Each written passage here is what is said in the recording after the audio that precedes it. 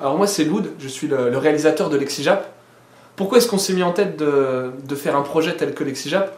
En fait on avait déjà 2 émissions, la première c'était Raconte-moi un manga, basée sur le manga. La deuxième Anime Games, une émission qui se focalisait sur le jeu vidéo, même s'il y avait un rapport avec les animés. Et j'avais envie d'avoir une 3e émission pour représenter les 3 choses qui m'intéressent dans l'univers japonais. Il manquait l'animation. Donc on est parti sur une émission qui s'appelle LexiJap qui va essayer d'expliquer des mots de vocabulaire de l'animation. Donc ici on a un document de travail de LexiJap. Alors c'est tout simple, hein, c'est un document texte en fait. La première partie c'est moi qui m'en charge, je vais devoir réunir le maximum d'informations sur un mot. Là vous avez le mot otaku. On a plusieurs parties, vous voyez les cadres. Moi je m'occupe de l'explication et aussi de la synthèse que va faire le personnage qui s'appelle Gredin. Il y a un code couleur et chacun des autres personnages qui travaillent sur LexiJap va devoir créer sa propre partie. Regarde. Quelle joie de vous retrouver. Je suis heureux d'être là avec vous. Et là, je suis comme un enfant à qui on déballe sa sucette et là on fait une pause et là on se met en gros plan. D'accord. Je veux dire que vous m'avez manqué. Excusez-moi, je suis un peu trop émotif en ce moment, surtout quand j'oublie mes cachets. Et hop, là on s'arrête et là on bascule large. Eh bien, moi c'est El Topo, je joue le professeur Ninja dans l'émission LexiJap. Donc l'origine du personnage, c'est une grosse inspiration des carnets de Monsieur Manhattan, pour ceux qui ont connu sur Canal+, avec Benoît Poulvord. Donc voilà, un professeur un peu je sais tout, un peu ringard sur les bords, même franchement ringard en fait, et qui va vous enseigner pas mal de mots du vocabulaire de la japanime. Voilà. Quand tu l'as remis, elle ressemble à rien quand même. Moi je suis prêt. LexiJap Otaku 2. Quand tu veux. Non, si, non, Gredin, non. Qu'est-ce que c'est? Putain, mes cheveux ils se barrent en couille. Allez, quand tu veux. Non,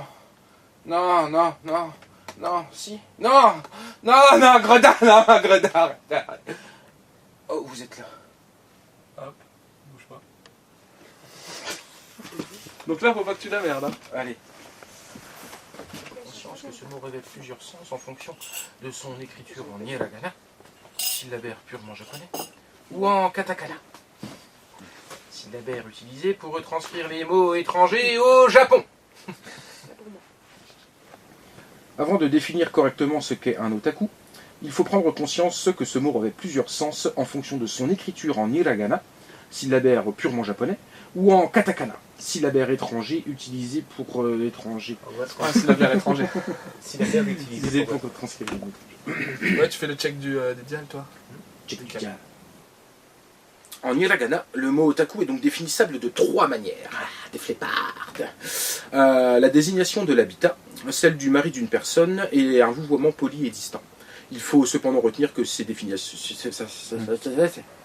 Il faut retenir tout simplement. Oui, je sais pas pourquoi je vous dis cependant.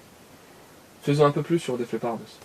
Alors moi c'est Joyson et je fais le personnage de Gredin dans LexiJap. Alors Gredin en fait c'est une sorte pour moi de génie un peu à la Aladdin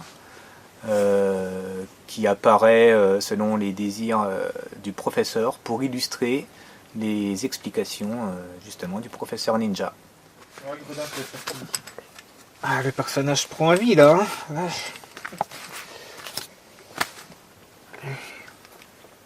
Bon, on te laisse libre cours pour l'apparition du Gredin.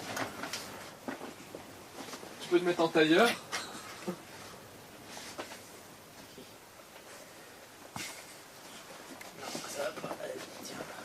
Alors attends, je veux juste déjà me rappeler de ce qu'il dit. Là comme ça c'est bon hein, je pense. On va voir, on va faire des essais. Donc le feu, moi je pense que je le mettrai à par rapport à la cheminée de l'Exijap, c'est-à-dire elle sera un petit peu sur ta gauche. Oh là là là, je l'ai, là-bas, de l'autre côté.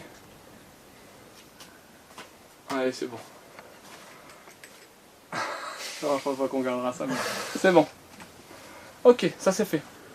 On a fait la A, on a fait la B, il faut faire la C maintenant. Donc moi ce que j'aimerais bien, c'est une fois que t'as regardé qui te surprend, tu sais, tu le rhabilles, puis après tu lui montres. Hop, bouge pas. Mais écoute, on est parti. Juste le petit détail. Ah oui. Hein, la nuque longue, c'est fait pour me montrer. C'est pas fait pour être caché dans le t-shirt.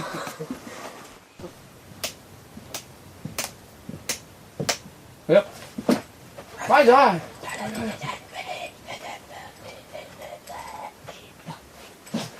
Ah non, j'aurais pas dû ça. Non, t'aurais pas dû. On recommence. Ça y est, il est beau le professeur. Ah bah attends, il faut les brosses. Ouais. Tu me coiffes le casque alors. Tu lui coupes là. Elle est là. La nuque longue. Ah bah attends, j'ai pas les babouches. Ah, j'ai un léger angle comme ça. J'arrive à voir la culotte de la poupée. Alors Jérôme, regarde-moi. Alors même si Lexijap est avant tout une émission sur le lexique japonais, on va dire qu'elle a aussi la propriété de réunir pas mal de choses qui me plaisent dans l'univers audiovisuel. Là, vous pouvez voir dans le décor, par exemple, que j'ai mis pas mal d'inspiration en rapport avec les animés. Il y a aussi le générique qui s'inspire fortement du château dans le ciel de Miyazaki. L'habillage de Lexijap fait très old school, fait très, on va dire, pédant, ancienne génération. Et je voulais qu'il y ait un fort contraste entre justement cet univers de manga, d'animation japonaise qui est très fashion, on va dire, même si je suis pas du tout d'accord avec ça. Et puis justement une personne qui est totalement décalée et qui vient expliquer de manière plus posée, plus structurée, des choses qui paraissent assez volages. On demande souvent les références. Pourquoi est-ce que Lexijap est comme ça? Il y en a pas mal qui nous ont parlé du fond de l'affaire. Une émission que je connaissais pas du tout quand j'ai commencé à réfléchir sur Lexijap. La vraie inspiration, c'est pas non plus les carnets de Monsieur Manhattan, même si c'est vrai que c'est une émission que j'appréciais quand elle était diffusée sur Canal+. Donc une des références en fait, c'est South Park. Je pense à l'épisode sur la Nintendo Wii où on voit Monsieur Garrison. Monsieur Garrison qui est sorte d'esclave malsain d'un professeur je sais tout. En fait, je voulais que le professeur ait une sorte de faire-valoir, un bouffon qui soit là pour l'accompagner et puis pour appuyer ses propos. Et on est assez vite parti sur... moi, j'avais l'idée d'un personnage qu'on retrouve dans les clips des Red Hot Chili Peppers. Vraiment une sorte de beauf, un petit peu à la Wayne's World. C'est pour ça qu'il a une magnifique nuque longue. J'aurais bien aimé aussi qu'il ait une petite moustache. Et voilà, de fil en aiguille, le personnage a un petit peu évolué. Et on s'est aussi laissé influencer par les personnages de bouffons qu'on peut retrouver par exemple dans l'agence touriste, Looping, dans Picsou, il y a Flagada Jones, et dans les Mini-Pouces, il y a le personnage de Charlie Mini. Voilà, tous ces personnages-là, leur point commun, c'était des sortes d'aviateurs. On est parti sur cette idée pour faire notre bouffon qui s'appelle Gredin.